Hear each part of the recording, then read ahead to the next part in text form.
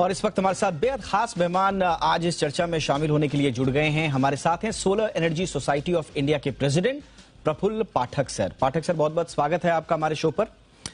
थोड़ा सा रूपरेखा तो हमने अपने दर्शकों को बताई और सेक्रेटरी साहब ने भी जो आगे रोड मैप है उसका थोड़ा सा एक रूपरेखा हमारे सामने रखी। लेकिन हम बात कर रहे हैं चैलेंजेस की। हमारे एम्बिशंस तो बहुत अच्छे हैं, बहुत बड़े भी हैं, लेकिन कुछ चैलेंजेस भी होंगे। आप लोगों ने अब तक कौन से चुनौतियों को चिन्हित किया है जिनसे पार पाना होगा सर? अभी देखिए, नया कोई अगर हम लोग जब भी सोचते हैं, ऑब्जेक्टिव सोचते हैं, तो उसमें चैलेंजेस होना नेचुरल है। इसके पहले एक और मिशन जो हम लोग मैं रेफर करना चाहूँगा, जब सोलर मिशन आया था 2010 में, या फिर इलेक्ट्रिक व्हीकल्स जो आजकल हम लोगों को सब जगह देखती है, तो उस वक्त भी चैलेंजेस थे, वैसे यहाँ पे भी चैलेंज है। एक तो चैलेंज ये है कि हमें टेक्नोलॉजी डेवलप करनी है जिसमें कि हम एक अच्छा प्रोडक्शन इसका कर सके। हमें ये जो अभी आपने आपके रिपोर्ट में बताया कि इसका अभी रेट क्या होगा, तो वो रेट अगर हाई है तो उसका यूज करने वाले लिमिटेड एंटरप्राइजेस या ऑर्गेनाइजेशंस होंगे। लेकिन जब ये अगर हम इसके ऊपर इसी तरह के मिशन ला के जो टारगेट्स या ऑब्जेक्टिव सेट किए हैं उस पे दौरान अगर प्रावधान के हिसाब से चलते हैं, तो इसका सबसे मेन टारगेट तो हमें इसको अफोर्डेबल बनाना है। क्योंकि जब कोई भी चीज अफोर्डेबल बनती है तो नेचुरली उसका यूज बढ़ जाता है, उसका, और उसके बाद उसका स्केलिंग बढ़ता है। जब स्केलिंग बढ़ता है तो नेचुरली वो और सस्ती हो जाती है, और जब सस्ती हो जाती है तो अफोर्डेबल हो जाती है, तो जो नेचुरल हमारे जो कॉमन पब्लिक है उनको सबको उसका यूज करना आसान होता है। अब लेकिन ये सब अचीव करने के लिए सबसे पहले तो इस तरह का कोई मिशन होना चाहिए। उसके लिए कुछ इंटरले आउटले गवर्नमेंट ने दिया है। उस तरह से उसने जो प्रोजेक्ट, उसमें जो टारगेट्स है कि इसमें हमें R&D भी करनी है, उसमें कुछ पायलट प्रोजेक्ट भी लगाने पड़ेंगे, और उस 10 साल का पूरा ये हम लोगों का ऑब्जेक्टिव है। तो पायलट प्रोजेक्ट लगाएंगे, R&D करेंगे। तो इसके पहले भी हम लोगों ने अलग अलग टेक्नोलॉजीज में गए 8-10 साल में देखा है। सोलर का मैंने मेंशन किया, इलेक्ट्रिक व्हीकल्स का मैंने मेंशन किया, इवन बैटरी स्टोरेज, जिसके बारे में भी हम लोग एक जमाने में कहते थे कि ये हमें सपोर्ट कर पाएगा कि नहीं। बट जैसे जैसे हमने मिशंस लाए या कुछ ऑब्जेक्टिव सेट किए, तो उसमें हमें एक बहुत महत्वपूर्ण चीज ये देखने की मिली है कि टेक्नोलॉजिकल एडवांसेस हुए हैं, और उसमें के इस तरह के जो चैलेंजेस शुरुआत जब हम करते तो दिखते हैं, तो उसके ऊपर हम लोगों ने ओवरकम किया हुआ है। बिल्कुल नहीं, बिल्कुल आपने सही कहा। हमें लगता है कि हम, लेकिन ये कम से कम ये देखिए, इंटेंशन से ही पता चलता है कि अगर पॉलिसी पॉजिटिव तरफ जा रही है तो स्वाभाविक रूप से, जैसा आपने कहा, कि कम से कम शुरुआत तो हो रही है, और धीरे धीरे इसका अनुभव सबको होगा, इंडस्ट्री को भी होगा, सरकार को भी होगा, दूसरे स्टेक होल्डर्स को भी होगा, और जैसे जैसे अनुभव मिलते रहेंगे वो दिक्कतें तमाम दूर होती रहेंगी। लेकिन एक जो चैलेंज है जिसका आप भी जिक्र कर रहे हैं, हमने भी जिक्र किया, और थोड़ा सा वो चैलेंज बड़ा लग रहा है सर। बड़ा इसलिए क्योंकि बहुत कैपिटल इंटेंसिव प्रोसेस है, इसकी काफी पैसा लगेगा। तो आपको क्या लगता है?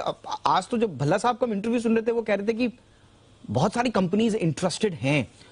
तो आपको लगता है सर कि इंटरेस्ट दिखाना और उसमें फिर उतरकर जो कैपिटल इंटेंसिव ये जो प्रोसेस है उसके अनुभव लेकर फिर क्योंकि हमको लॉन्ग रन पे चलना है, हमको एक लंबी यात्रा पार करनी है, तो ये कैपिटल का जो इन्वॉल्वमेंट इसमें है, इसको हम कैसे अफोर्डेबल बना सकते हैं? आपने बहुत सही कहा है। लेकिन अभी ऐसा है कि ये जो कैपिटल इन्वेस्ट करना, या इसके पहले के भी, जैसे मैंने गए 8-10 साल में हमने एक चेंज हमारे देश में देखा है कि हम लोग चैलेंजेस लेने के लिए तैयार हुए हैं।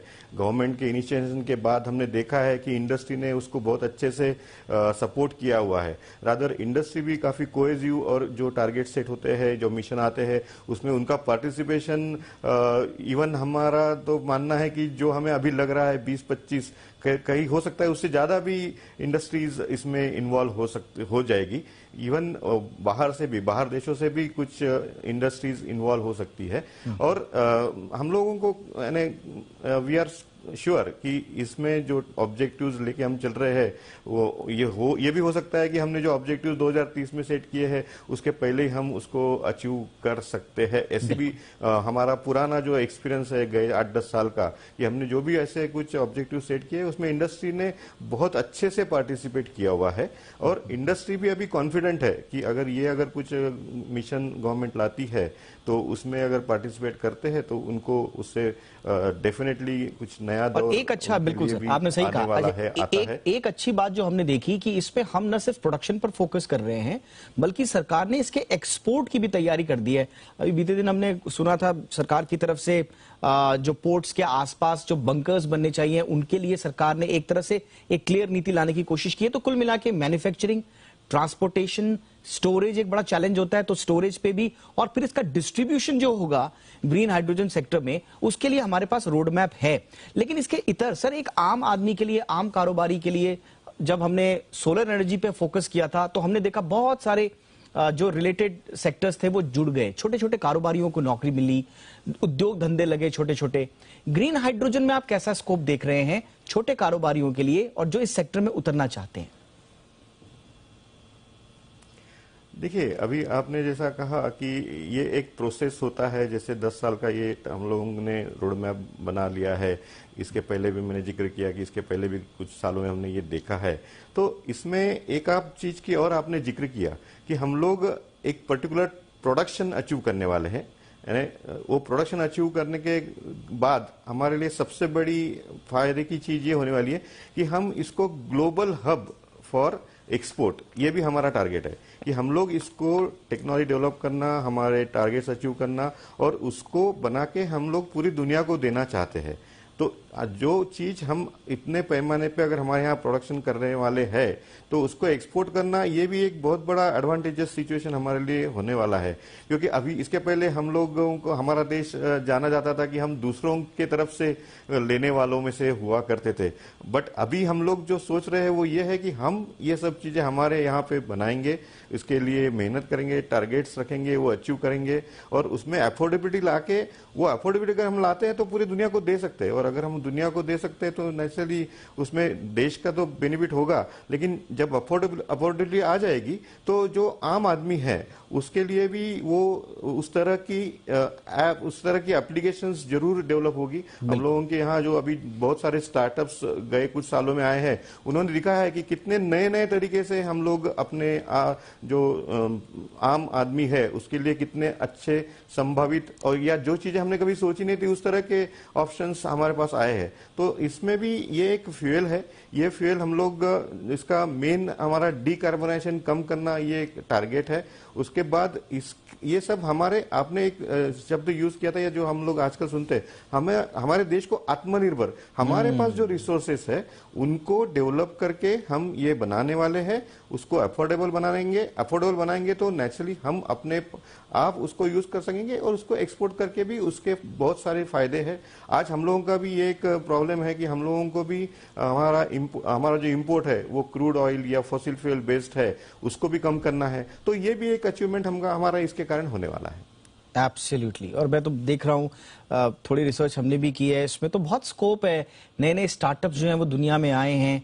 आपको इसमें हाइड्रोजन फ्यूल सेल सिस्टम बनाने की आवश्यकता होगी, इसमें एक्सचेंज मेम्ब्रेन इलेक्ट्रोलाइजर बनाने की आवश्यकता होगी, इसमें hydrogen fuel cell based electric generators की आवश्यकता होगी।